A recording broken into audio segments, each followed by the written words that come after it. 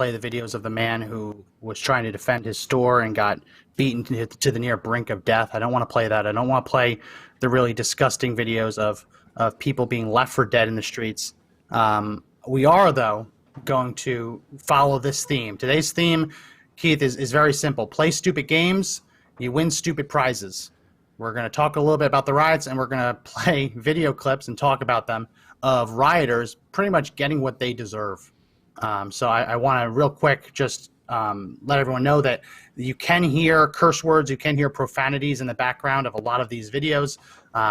They're burning down cities. It kind of goes with the territory when you're looking at videos of the riots. But I just wanted to make sure that everyone understands that going in. Viewer discretion, obviously, advised. But that's the theme today. Play stupid games, win stupid prizes. I do want to start out, though, Keith, because last week we talked about the George Floyd video, which we both said was absolutely despicable.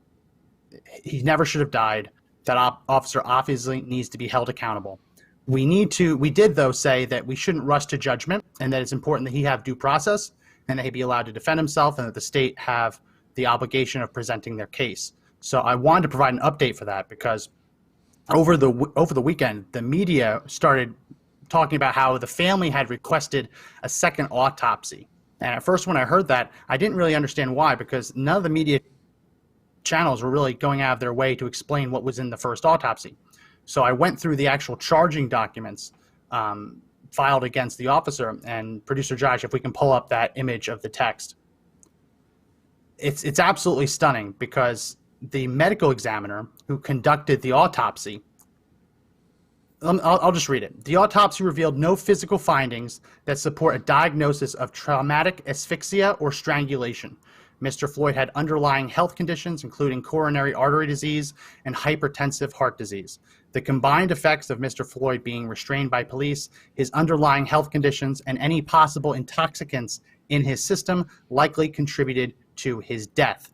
I wanted to bring that up, Keith, because obviously we said the video looks horrible, but we shouldn't rush to judgment. We shouldn't be burning down cities over it. And sure enough, they are charging him with murder. Again, I don't want to defend what this man did. It's obvious what he shouldn't have done what he did. It's obvious that George Floyd died because of his encounter with police. But we've seen yet again this whole notion that he was strangled, he was asphyxiated, ends up being wrong. The medical examiner did not find evidence supporting the claim that he was asphyxiated, that he was choked to death. Facts are important. And obviously, we're not condoning what the officer said, but people have called for this man to be basically strung up on charges, thrown away for the rest of his life on an accusation that the medical examiner now claims is not true. So again, it's important. We have to make sure that we let the process play out. Obviously, what happened is horrible, but it's becoming harder and harder for me, Keith, to support these protesters when you see what's happening, what they're actually doing to their cities. Yeah, I would agree. I think in our current day and age, if there was one thing that the broad majority of Americans would agree on, is that the acts of these particular police officers in Minnesota are unacceptable. And that's me underselling, right? But I think everybody would agree that no one's interested in defending what this person did, right? Nobody is interested in figuring out, in having some sort of response other than we have a legal system. So yes. The fear, the concern that I have is we're already going through peaceful protests by day, riots and looting and destruction of people's livelihoods by night, including multiple not even people. all peaceful by day. I understand. Not even all peaceful by day. They were looting businesses in broad daylight yesterday. Right. They were destroying cop cars in Philly in broad daylight. I'm sort of satirically mocking the media's claims, right? Sort of. They're all white supremacists. Correct. So they're all white MSNBC supremacists, right? They're astroturf white supremacists, right? They're not people who live in the neighborhoods that are just destroying their own neighborhoods and the livelihoods of their own neighbors. But you have this deal where the outcome, right? So again, we have a justice system, and that justice system is imperfect, right? But it is the best justice system you can find around the world, because it is supposed to protect the individual from the weight and power of the government and from the weight and power of the mob, right? This is why when people talk about America being a democracy, it is not, right? Democracies through their own, the way that they're structured, all the way back to classical age, right? In Athens and ancient Greece, they talked about democracies devolving into mob rule. We do not have mob rule, right? We have a set of inalienable rights that protect us. They're not granted by the government, right? The government is not allowed to intrude upon those rights. And one of those rights is the right to a fair trial, a speedy trial, a trial of your peers, right? A jury of your peers, you know, the avoidance of cruel and unusual punishment. These things are there, right? And at this point in time, if I pulled out the crystal ball and put it in front of me, right? The thing that you just said, these are things, these are discovery, this is part of the process that every defendant is allowed. Whether you like the person or not is irrelevant, right? So these are things that have to happen, and it is extraordinarily hard and difficult, right, to convict somebody of murder, no matter what. It's extraordinarily hard to convict somebody, right, of any crime. It should be extraordinarily hard. It should be on the side of the prosecution must prove their case without a reasonable doubt. Beyond a reasonable doubt. Yeah, means beyond a reasonable that, doubt. right? But the challenge is, Max, let me just finish the thought. Keith, yeah. But what my fear is that decision has already been made, right? And that no other decision other than he is guilty of third-degree murder is acceptable, because we're already seeing these protests, these riots, because we're being told, right, the system isn't moving fast enough, right? It's moving so fast. The faster you move, the higher the probability is that you make mistakes. And what we can't afford is there to be a clerical, procedural mistake. And I'm not undermining the fact that things have to be done the right way. But if the verdict comes back and not in the way that the mob wants it to, right? What's next?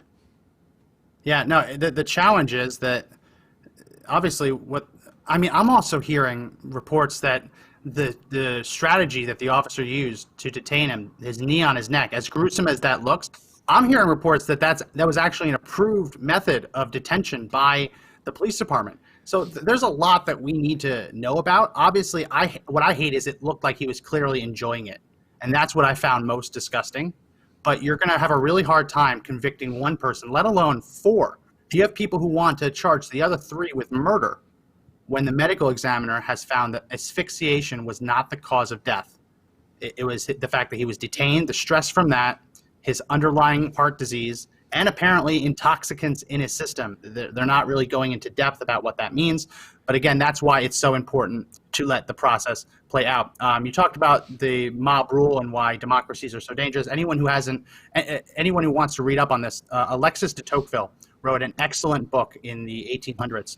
It's called Democracy in America. He was a French philosopher, I want to say. He came over to the United States and basically studied our system of government and said that it was uniquely positioned to basically have a democracy in the sense that everyone gets to vote, people get to vote, while not letting you devolve into mob rule. And he wrote about the premise called the tyranny of the majority, the idea that 50% plus 1 in direct democracies can lead to people having their rights abolished, which is obviously what you don't want to do. And our system of government is uniquely positioned to prevent that. So anyone who wants to read up on that, it's a great kind of political science book, Democracy in America by Alexis de Tocqueville. So I want to get into these cuts because the title of today's video is, obviously today's podcast is Play Stupid Games, Win Stupid Prizes.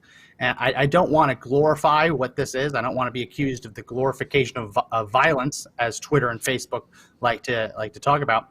But we still need to play these because these are people out rioting, and whatever saying you want to use, mess with the bullet, get the horns, play stupid games, win stupid prizes, they're getting what they ultimately deserve. If you're going to burn down your city, if you're going to destroy and loot and pillage, don't be surprised when good people fight back, and don't be surprised when they do so, at least violently, to protect themselves. So I want to play this first clip.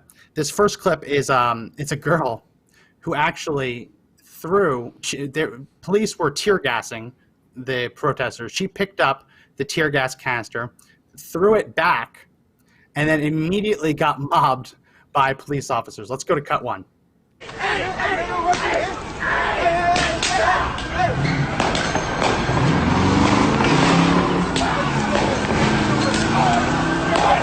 Got her ass.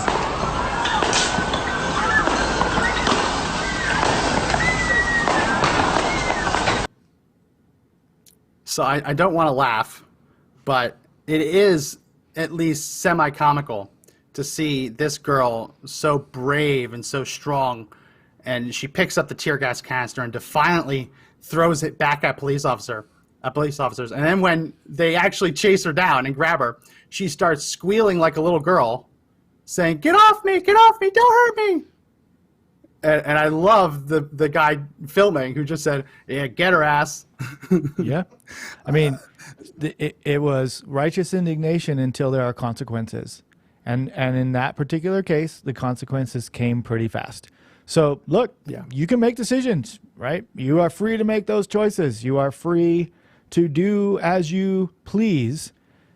And as long as you understand that choices that you make come with consequences, right? This is just an example of, I think, she thought it would be awesome, because if she would have just kept running, the police officer would have not have broken ranks and tried to catch her. Yeah. Right? Because they didn't do that to anybody else that was standing there filming or watching, right? But she made a point of, I'm gonna pick this up because I've seen it before, and consequences, right, are not there for me. I'm going to throw it back and nothing will happen because nothing's going to happen. And then immediately justice came, right? And then she'll get cited for that and she'll get in trouble for that. And that comes with consequences. And that will come with short-term and long-term consequences for her, right, for a long time. Yeah, the interesting thing is that the police in this situation are authorized to use what's known as less than lethal force, which is what that is, tear gas. So the act of the police officers shooting that into the crowd to get them to disperse was lawful. Her picking up that tear gas canister and throwing it back at police officers was unlawful. That was assault. So I know she probably felt that it was harmless, but she is now probably going to be booked for assault and any other host of crimes, and she'll probably cry like that while she's in prison too. I want to play this next clip. And again, we're going to hear people cursing in the background. I apologize for that. They're burning down their cities. They're going to have some salty language as well. Also, a lot of this footage is filmed on the people's phones, and they're absolute animals because they still film vertical videos on their phones. Anyone who is listening to this, please make sure that when you take video, you do it horizontally. I hate vertical videos, but a lot of these are going to be vertical videos, and as a result, they're going to kind of look stretched on the screen. So let's go to cut 2. This is a man who was dancing on a police car and then got tackled.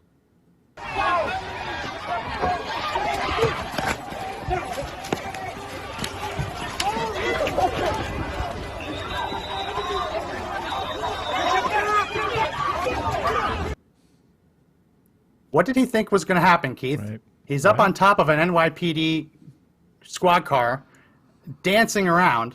What did he think was going to happen? Right.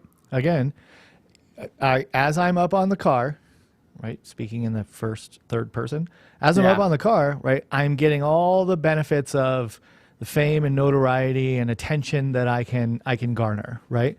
But frankly, that car is owned by and paid for by the citizens and taxpayers of New York, right? And the cops, the police, it's their job to protect the property that you would consider theirs, but frankly, it's ours. It's the people of New York's, right? It's their property. Mm-hmm. So once he had his moment of, look at me, I want attention, right? Then the cops, police, right, had their moment of enough, right? So again, not thinking through the consequences because my position is righteous and I'm right. So thereby, there are no consequences in the moment, right? And then I'm shocked and dismayed when there are actually consequences for the choices and decisions that I have made. And he knew it right away because there was a lot of them swarming around him to, detain him, right? And you can hear the screams from people, right? You were enjoying the show, so now you can enjoy the conclusion. Yeah.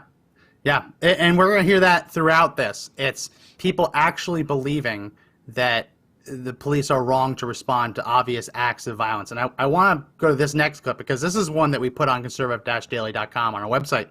This was a woman, a protester, being arrested by a white police officer.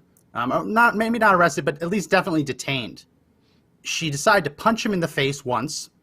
He turned the other cheek, but then she decided to punch him again. And the consequences were swift. Let's go to cut 3.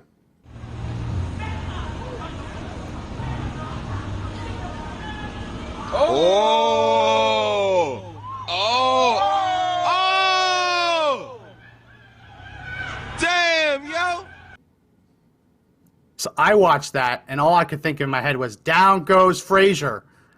It's the people on social media were actually saying that the police officer in that case was wrong. She punched an officer in the face twice. He took it. He said, "You know what? I'm not going to be on camera. The white police officer beating a black woman."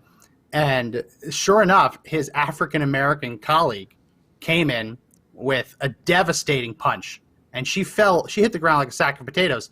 But I was stunned to see social media, the leftists, claim that was police brutality. Did that look like police brutality, or did that look like restraint up until that moment? Again, right, there's amazing restraint. You are taught, I'm sure you were taught, I was taught, right, as a kid, you don't throw the first punch, right, but you can throw the second punch. I was also taught you don't hit, a woman.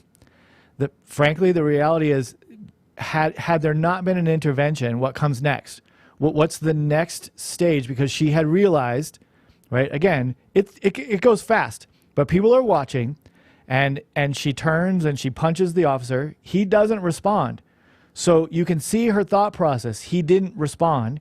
So then she rears back and hits him again. I'll punch him right? again. I'll punch him again because there seems to be no negative consequence to what I did the first time. So now I'm going to do it again.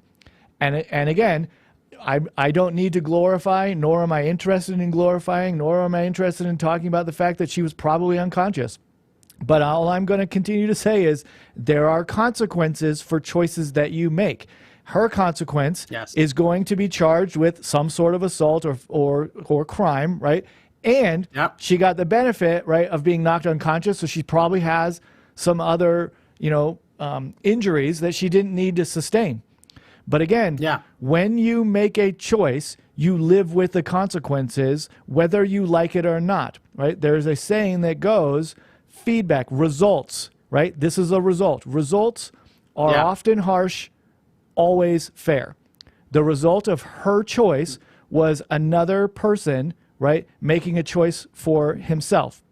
And then somebody else intervened and made a choice for himself on behalf, right? And there's your feedback, right? There's your consequence. And it is what it is, right? So you can call it violence all you want. What's the predicating act? Listen, we're going through protests right now. We're going through riots, a season of riots right now, where everybody is saying that the reason that we're protesting and the injustice that we are protesting and rioting against, right, is the fact that this person was detained and then died through the causes or through the actions of this officer, as we are being told, right? So those are the consequences. This is the result of that choice that person made. I didn't make it. You didn't make it. He made it. That officer made it, right? So now we are all dealing with the outcome and the consequences of that choice, right? This is no different. So on one hand, you are upset about the predicating act and you're reacting in violence. And then in the next example, you're screaming about the reaction, the violence, right, to the predicating act. Yeah. Right? So you can't have it both ways. Well, I guess you can. You can't. If you're a leftist, you can have it both ways. If you're a hypocrite. Right. Yeah, you can. So that clip was probably one of my favorites, not because I'm happy she got hurt, but because it showed an African-American police officer stepping up to defend a white police officer, which is, given the whole narrative around these protests, that was a nice sight to see. This next clip, I got to set it up a bit because I had to trim it down because it was way too long to play. So this is actually first-person footage captured by a protester. And just before the start of the footage you're about to see, a car pulled up and started handing him water bottles. Now, the reason for that is that the protesters have been throwing water bottles, full water bottles, at police, which might seem harmless, but taking a water bottle to the head definitely will ruin someone's day. And under many state statutes, that's actually technically defined as a missile when you throw a projectile like that at someone with the intent to cause harm. So he was collecting these water bottles from a car and handing them out to people to throw at police. The officers did not like that, and he got to experience both rubber bullets and tear gas canisters back to back. Let's go to cut 4.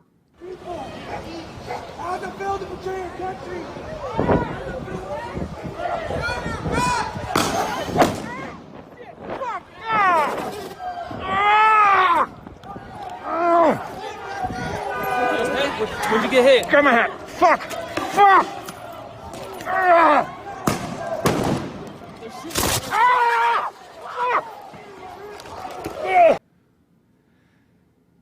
So you can see during that, and again, sorry for the language. I wish the protesters weren't so vile. You can see during that video, in one of his hands, he's actually holding 2 water bottles at once, which is what I was explaining. He's not really thirsty. He's not holding 2 water bottles in one hand because he's very thirsty. It's because he wants to throw them at police officers to hopefully injure someone. So police saw him handing out those water bottles, those projectiles to other people, and they took him out. They hit him with a rubber bullet first. You can see that he goes to the ground, and then as he's still handing out water bottles to people, they hit him with a tear gas canister, which you can see the sparks as that hit him at the end. And again, they're online saying that was brute force. 60, at least in Washington, D.C., 60 police officers, 60 Secret Service agents have been injured just trying to protect the White House from the angry mobs trying to breach the gates. We're seeing police officers dying, having serious injuries, having to go to the hospital. This is less than lethal force that was brought out against this man. And again, you play stupid games, you win stupid prizes. Right. So one of the things to note here is when you're talking about the intervention that is happening on the law enforcement side, they talk about the pepper bullets that they use. They basically are similar to what you would consider like a paintball gun, right? And it hits them, and they can target individuals with those, with the understanding and the idea that I can disperse groups. So if I can disperse, if law enforcement can disperse groups, then it becomes more likely that individuals will make individual choices as opposed to mob emotional rolling choices, right? So when they throw tear gas and they throw those canisters, right, it's to disperse the crowd, it's to get them to move, right? And then the intervention of those, whether they're pepper bullets or I don't think they use rubber bullets, maybe they do. I think they're the pepper bullets at this point in time. But either way, right, that aside. They do still use rubber bullets, but that's the next stage up. But yeah. Okay, so let's say, so if you are watching what happened to that guy, right, so we got the first person view of what was occurring to him, right, including the language, which I would anticipate if I was getting shot like that would probably be something that would come out of my mouth, although I wouldn't actually be there. But the people that are on the sidewalk, right, that is an actual deterrent, because now you're watching the consequences, right? The point of these targeted dispersions is so that you can minimize, right, the broad sort of negative effects, injuries to the protesters or to the rioters, right? But you can send a message, right? And then then there's less of a likelihood that the people around want to go through something similar, and that's how you start to diminish and quell, right, the anger and the emotion, right? Because then people will start making more rational decisions when they start to see that there's actual physical harm that can come to me. There are consequences that can come to me, right? But I will just kind of throw in, I know you got more clips to go to, but I think it's interesting. I got a bunch of more clips. I know, but I think it's interesting that as we've been going through this, my Sharona Shmira stuff for the last however many 60, 70 plus days, right? The shamdemic. The shamdemic that we've been having conversations about lax law enforcement, right? What were you? Look, you have kids. I've got kids. If I let my kids do something, right, they're going to learn that that's the boundary. So they're going to push that boundary. So you start letting out criminals, right? You start not enforcing petty thievery, right? Robbery. Hey, as long as you don't steal over $750, let me do a calculator. and figure out what's Yeah. $749 and take that much stuff, because then no one's going to come after me, right? This is the eruption. The message is getting lost, right? The message is now getting lost because we have, as a society, we've openly said, our politicians have said, we're not going to actually enforce the law. So now people are pushing. They're pushing the envelope, right? And so now what's going to happen is the consequences are going to have to be harsher than it needed to be, right? If you would have had an environment where the rule of law was always expected, if that's always the expectation, right? Then as soon as you walk out past a curfew, right? As soon as you start spray painting a government building, as soon as you start lighting dumpsters and buildings on fire, right? There are consequences. But there haven't been consequences for crime. There haven't been consequences for drug use. There haven't been consequences for a long time because we were told that it's not important, right? Well, now it is. But the story has completely flipped, right? So again, to go back to the clip you just said, the deterrent, that guy is deterred, right? But the people around him are gonna think twice before they pick up some sort of object, right? And look like they're gonna hurl it at the police because they know that there is a likelihood that something very similar happens to them. Yeah, and I'm just gonna reiterate that that guy, we could see it in the video, was holding multiple water bottles in one hand. Not because he was very thirsty. He wasn't parched. It was so that he could hand them out to people to throw at police officers. This next clip, I don't know the entire context. I know that police were rushing a group of protesters, but this man apparently got so startled by having to be forced to run away that he lost his pants. Let's go to cut 5.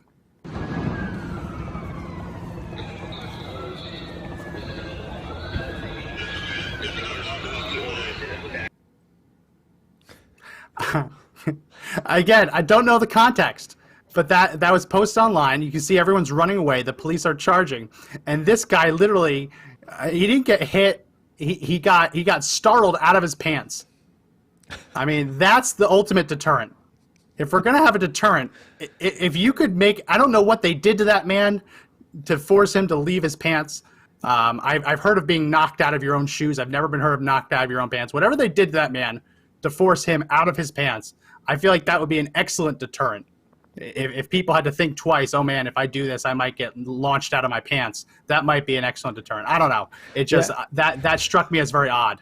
I mean, to be immortalized on social media as the guy who lost his pants as you were protesting, you know, police violence and brutality, right? As you were part of the riot, you lost your pants. Yeah. Right? Yeah. So, you know, I mean, buy a belt. Maybe use the belt. Right? Or don't riot. But don't riot. You know, even better. maybe position A is don't riot. And position B is if you're going to riot, like buy a belt, because if you need to be able to run. But the other thing is, but look at maybe he was startled. Again, we don't have the context. But anybody who's ever been depantsed in school or in sports, like as a joke by your buddies, right? Your ability to react and get your pants back up is much quicker than that. So maybe he was stunned some way, or maybe he was on something. I don't know, but that just seemed like there was a disorganization to the way in which he was sort of regaining his bearings. It took longer. What I'm saying is that took longer than it would take. In my mind, it should have taken for him to get his pants back up and then back on the move. A self-conscious person would have been able to pull that up a lot quicker. I mean, maybe that's his natural state. I don't know. But I want to know. I want more context because whatever those charging officers did literally launched that man out of his pants. I want to jump to this one because this is kind of again in that almost comical nature. I want to go to cut 7. This is a man who was trying to burn down a concrete stairway, which again, not a good choice. But instead of burning down the concrete stairwell, he lit himself on fire. Let's go to cut 7.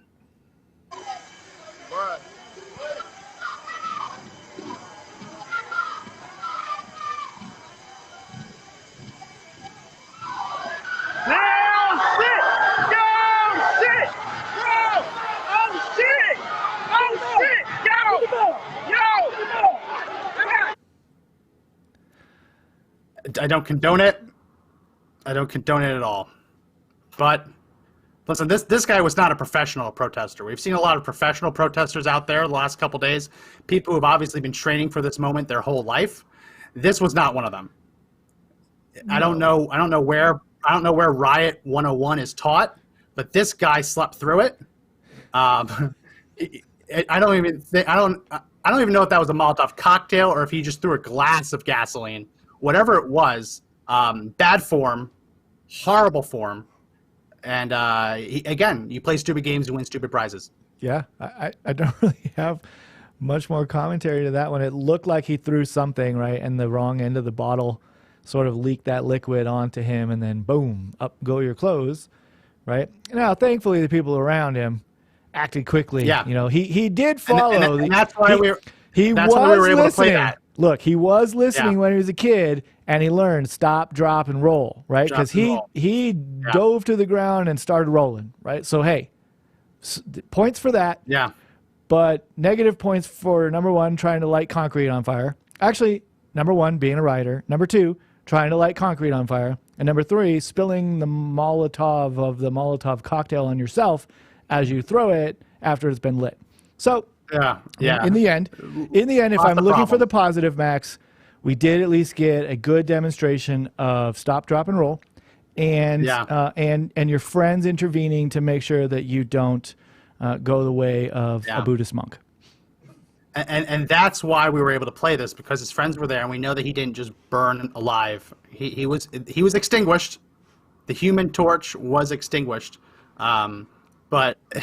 It's crazy. Peggy Short writes in on Facebook, you just can't hide stupid. Absolutely right. Absolutely right. You can't hide stupid, especially when there's so much stupid out and about. So these next couple of clips, we've seen this, and people drive down, they're driving in the city. They get mobbed by these protesters. Protesters start breaking their glass, destroying their car. As we saw in the Rodney King riot, I don't remember the man's name, but there was a trucker who was pulled out of his truck and killed right in the road. So people who have lived through that and experienced that news story, they know better that when you get surrounded by an angry mob and they're basically saying, kill her, just trying to destroy the car, drag you out, beat you up. When you're in a car, you don't want to just stop. I will say, though, in this next clip, the drivers broke many rules. Because in this case, they were driving in a Jeep with their doors off. But I cannot imagine what the rioters thought would happen when they tried to play chicken with a doorless Jeep flying an American flag behind it. This is another installment of you play stupid games, you win stupid prizes. Let's go to cut 6. Fuck Donald Trump! Fuck Donald Trump! Fuck Donald Trump! Fuck Donald Trump!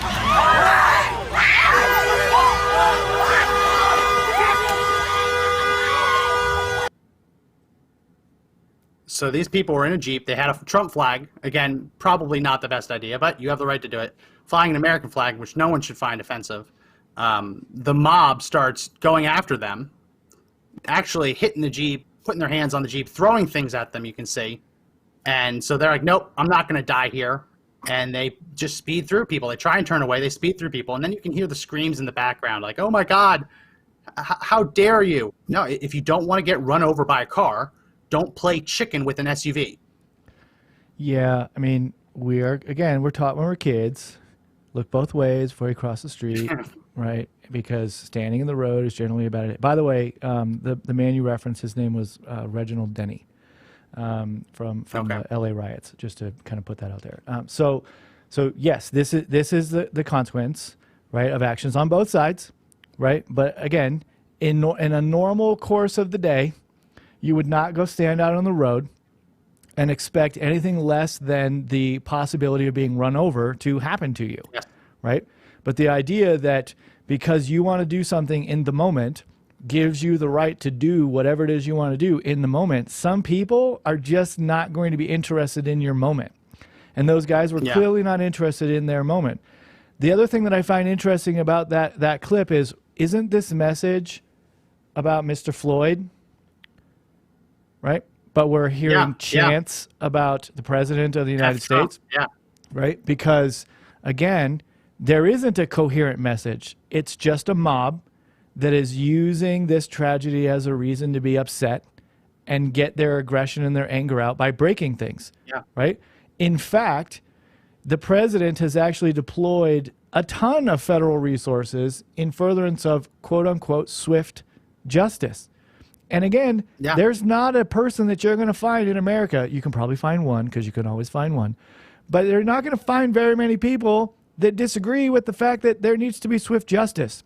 This is losing the message.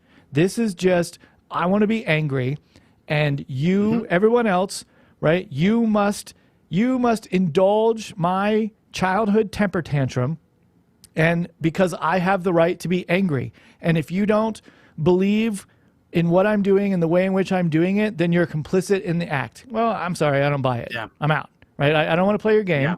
I have kids, right? I don't play their stupid games when they play those stupid games. I'm not going to play your stupid game just because you tell me I have to. Like, I'm done. I'm not doing it. So, okay, I'm glad you didn't get run over, right? But you shouldn't be standing in the road. That's something that you teach your kids when they're 2. Yes. And maybe the Trump supporters in a Jeep Wrangler with their doors off, maybe they're not going to take kindly to you coming up and hitting them. That's just a general, I mean, it should be common sense. This next clip, I didn't know whether to include it or not because it almost kind of does look like the driver is turning to try and drive into the protesters. But as I'm reading more into this next clip, it was a mother with a baby on board in her SUV. That's what's being posted now on social media, that this woman in this SUV had a baby on board and she was disoriented and just trying to get her baby to safety.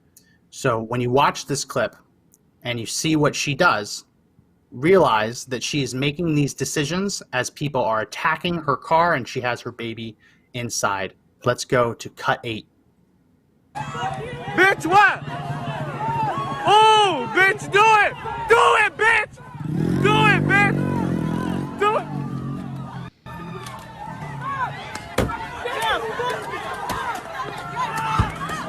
There you go! Whop! There you go! Ooh! Ooh! They got bent over, bro! Wow.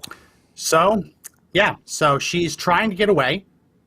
She's trying to, the guy who got run over ends up getting up, amazingly. She's trying to get away. She's not trying to run anyone over, right? She doesn't actually hit anyone. But they still mob her car, throwing things, bashing the window. Her baby's on board. That's the reports on social media, that this was a woman with a baby on board. She's just trying to get away, and they're attacking her. And yeah, she ended up backing up pretty fast to try and get away from the mob on her windows, and ended up rolling over someone who should have never been in the road. I mean, at the heart of this, these people should not be in the streets. You should not be impeding traffic. You do not have the right of way. And if there's a mother with a baby in the back seat just trying to get out of there safely, I will always take her side over the angry mob trying to break the windows and drag her out and beat her. Yeah, I mean, they're taunting her as she's turning around, right? They don't know. See, the mark of a child is the only thing that matters is the thing that I believe to be true in the moment. None of these children, right, had any pause for a second.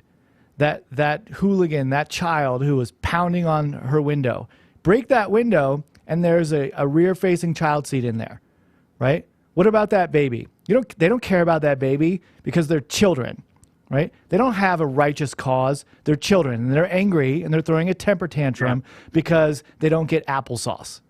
Sorry, right? Yeah, you're a loser, right? You're a loser. And by the way, the mark of an adult is to understand that you don't know where other people are. You don't know what they're going through on a day-to-day, but you don't know what people that you're engaging with on a day-to-day basis. The mark of an adult is empathy. It's why when you walk into a restaurant, you say hello and you say thank you to your server. You don't know what they're going through. That lady didn't want to be there, and she didn't want her baby to be there. And no adult looks at her and says, right, you need to indulge the fantasies of a childhood mob because they're angry about something, and thereby put your child at risk, yourself at risk. I don't feel bad for little kids who have the consequences of falling down when they don't listen to what you're saying. right? Don't stand next to the stairs and they fall down the stairs. That's not my problem, right? You poke the bear, right? Don't poke that bee's nest. Don't poke that hornet's nest. They'll come after you. You poke the hornet's nest, you get stung. That's what children do because they have no ability. They don't have the cognitive ability to express empathy because the only thing they know is that they exist and whatever I want in the moment is what I am owed.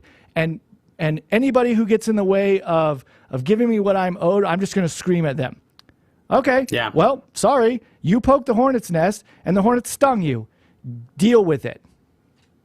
Yeah. Yeah, no, you're absolutely right. These next two clips, so let me preface this by, for the last couple days, we've seen, I don't know if anyone's seen it. I don't want to share it because it's absolutely disgusting. A shop owner in Dallas trying to defend his shop with a sword. He got savagely beaten to the brink of death. They left him on the street for dead. He was unconscious, bloodied. Apparently he survived and he was able to be brought to the hospital. We saw a man with a bow and arrow who may or may not have been the instigator, I don't know, in Utah getting savagely beaten, proving the adage that you don't bring a bow to a gunfight, you don't bring a sword to a gunfight. So what we saw last night was shop owners deciding to bring guns to a gunfight. So this next clip, there is very, very salty language. Some of these words, if a white person said it, they'd be deemed a racist. So listener and viewer discretion advised, but this is what happened when a shop owner arrived and found people looting his store. Let's go to cut 9. We got the bike line. Look. Yo, look at it. This the owner. This the owner. Yo, this the owner right here. Yo, he about to let it off. He about to let it off on him. Oh, yeah. Fuck niggas talking about. Get the fuck about it.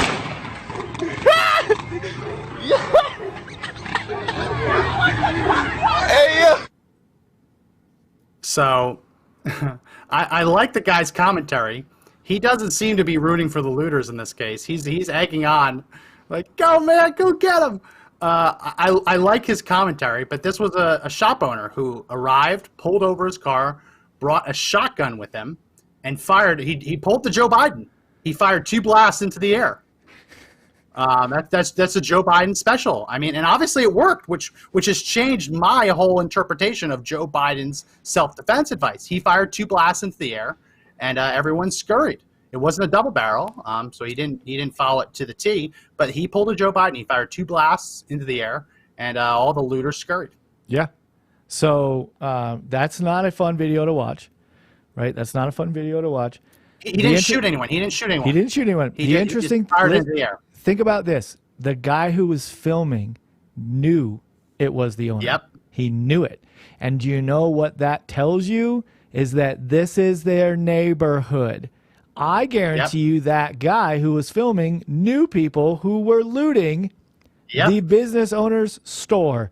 Because as soon as he turned his camera and saw that car, he said, that's the owner. He knew exactly who he was, right?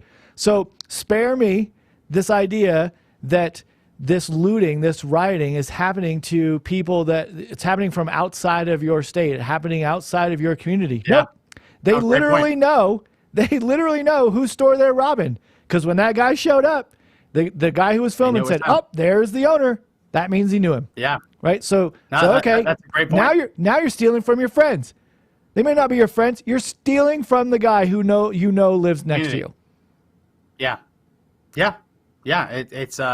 It's stunning, but I will say it's remarkable how quick everyone ran away once he started pulling the Biden and firing the 2 shots into the air, 2 blasts into the air from his shotgun. They scurried. So it really truly is the great equalizer. He was completely outnumbered. There were a bunch more people there than him, but he ran up with a shotgun, fired the shots into the air, and they scurried like little cockroaches. This next clip is a similar case. No one actually gets shot. The owner just decides to shoot into the air to scare people away. What I find interesting about this is the person who posted this on Snapchat decided to add the title Purge Night. basically saying that we're going to ransack businesses and commit a bunch of crimes. Anyone who has never seen the movie The Purge, it's the premise that all crime is legalized for one night. So all the sadistic people out there commit crimes and they kill people, and it's lawlessness, right? So they're filming this video under the title Purge Night, like, oh yeah, let's go break the law. The minute someone shows up with a gun, they scurry like little rats. Let's go to cut 10.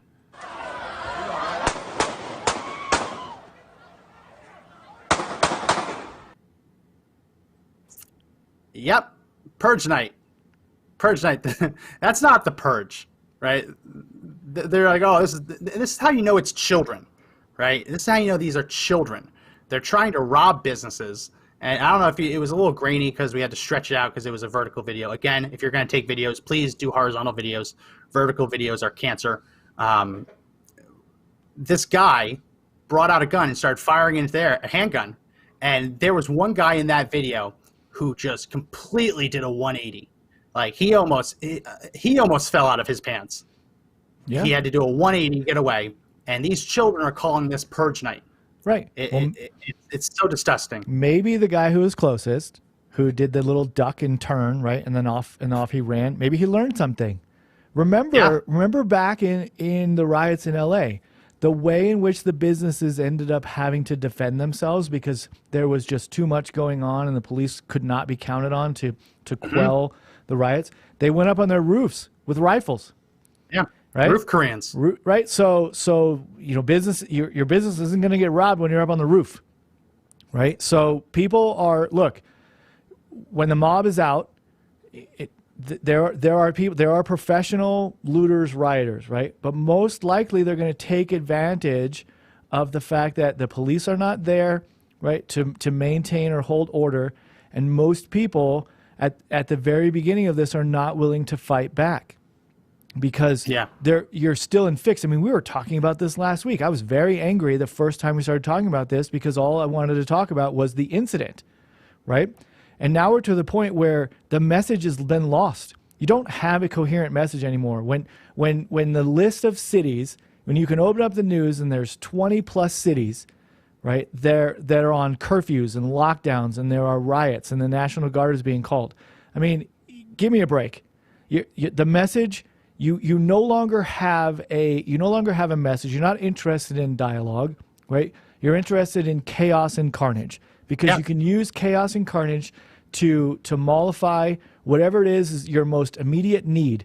And then when that happens, right, you'll just wait for the next fix that you can have because, again, that's what a child does. I want a cookie. I want it now. Give me the cookie right now, and I have one. And then as soon as they're done, they say, I want another. Right? Yeah. So, I mean, again, people will start pushing back.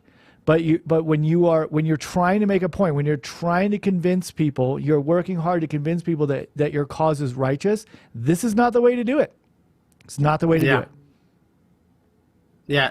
Producer Josh, I just emailed you a picture of roof Koreans. Can you throw that up? I'll keep talking as you get it. So during the LA riots, police officers weren't defending the storefronts. So as you mentioned, people had to take it into their own hands. And the areas of the city that had the least amount of looting were actually in the Asian-owned shopping centers. So there's a meme now in like the Second Amendment community. It's called Roof Koreans. Anytime there's some kind of violence, we need to get us some Roof Koreans, because they literally went up to the roofs of their businesses with rifles to defend them, to defend the businesses from being looted. Josh, were you able to pull that up? Yeah, I'm just going to show it real quick. Yep. Okay. Oh, I can't hear. Right. There you go. On the roof. So on the roof, it's very self-explanatory. Roof Koreans are Koreans on the roof, but it's not a racist trope. It's actually, they did an excellent job. Like they took it into their own hands. They didn't try and go after anyone. They just said, don't loot our stores. So that's something that has been missing in these riots, and we're starting to see more and more of it. The actual business owners fighting back. Now, this last clip. I think that this is probably one of the most spectacular self-owns of the entire riot. It was unnecessary. They shouldn't have been doing it. And you mess with the bull, you get the horns. play stupid games, win stupid prizes. This is what happens when a protester gets in the way of a dumpster being pushed as fast as people can towards a police line. Let's go to cut 11. Safe for protesters to exercise their rights peacefully and to make sure their lives are protected, as well as our peace officers and. Yep. Let's play that one more time. Oh man. Safe for protesters to exercise their rights peacefully and to make sure their lives are protected, as well as our peace officers and. That doesn't look like Don't it worry. felt good.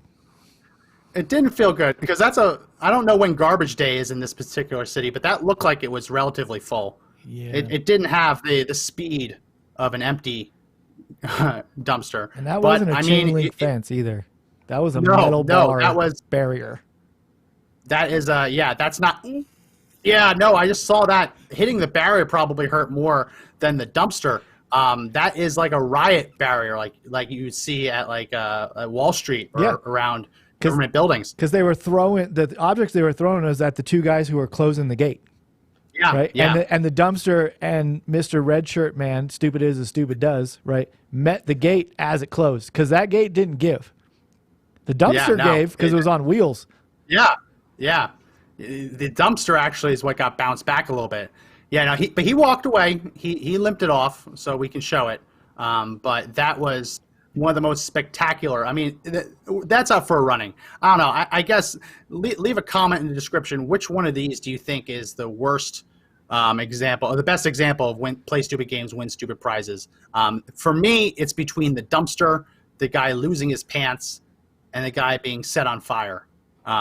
Those three are probably the three contenders for the most spectacular self-own.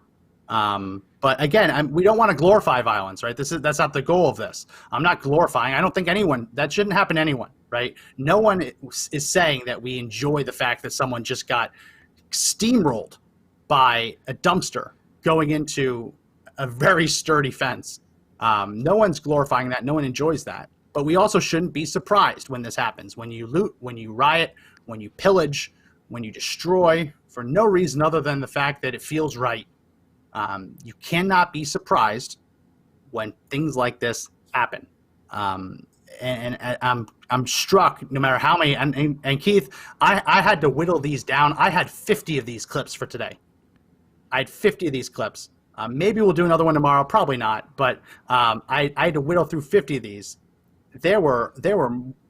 I think some of the ones I left out probably were better, but for reasons that are obvious with kind of violence and language, I had to keep them out. I'm struck though by how the protesters, they seem so shocked. Like that first clip we played of the girl picking up the tear gas canister, throwing it, and then acting shocked when she gets arrested, and she's screaming high-pitched wails. Right? When the people in the cars are like, oh, you just hit a woman after that woman punched a police officer twice. The guy who set himself on fire. This isn't, the police are acting, actually, I think the police officers are way too restrained. I think that this never should have been allowed to escalate to this amount, this level. And if mayors and governors had done a better job of stamping this down originally, we wouldn't be at this point. Right. But now that we're here, no amount of talking and no amount of fireside chats and no amount of kumbaya is going to stop the anarchists that have now taken over our streets at night. You can't talk your way out of this. Right. The only way to actually stop this is to clamp down on it and to put an end to it. And if that means, listen, if the cities and states can't do it, Donald Trump has the authority. And we posted it on our page. It's the Insurrection Act of, I believe, 1807. And it gives the president the power to declare entire swaths of the country to be in active rebellion, in insurrection. It's similar to what Lincoln did with the Civil War, but it authorizes him to suspend posse comitatus, which is the law that prohibits the army from performing a law enforcement role. So typically, posse comitatus is the law that, like, for example, when Trump sent the military to the border, they couldn't arrest illegal aliens, but they could provide support to Border Patrol because posse comitatus, the law, prohibits active duty military from having a law enforcement role in the United States, inside of our borders. When the president declares martial law and declares an area to be in active insurrection, posse comitatus is suspended, and you can actually send in uniformed Army, Navy, you can use the Air Force, you can use the Marines to actually put down a riot. So no one wants to get to that level, but if these cities and states will not put this riot down, put these insurrections down, the president will have no choice, because we cannot go on like this. We cannot have businesses that have been forced closed for months because of a virus, which amazingly, the virus is out of the news now, right? We cannot have these businesses forced to close for months. And then finally, when they're about to reopen, they're burned to the ground for absolutely no reason, right? It's just adding salt to the wound. So if the cities and states cannot do the job, President Trump will have to. Yeah. So look, it's real simple. You are free as an American to make choices. That does not grant you the ability or the right to live free of the consequences of those choices.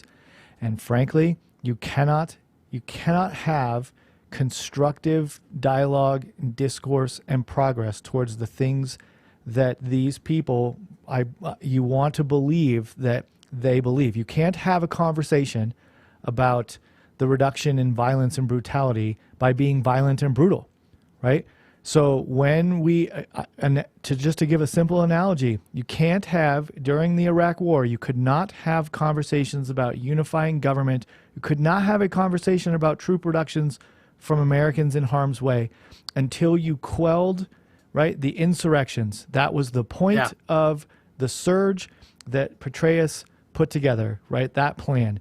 And once you can walk outside and not be afraid that you're going to die, right, or that you're going to lose your livelihood, right, then you can have a conversation about how we make progress. This is not the way that civilized societies make progress. It's just not, right? And the fact that I view this just as an emotional temper tantrum from children who don't understand that everybody agrees with them. Everybody agrees with them. Yeah. Right? But you're not... Well, not the anarchists. Not the anarchists. But the idea that there should be justice, There should be justice, right? So everyone agrees with you. So that piece... So you're chipping away at the support, right, from people who agree with you because you want to act like a child, right? And I don't have conversations. I don't have logical conversations and rule conversations with my children. I don't, because there's no point in having that conversation with them, right? So I agree with you.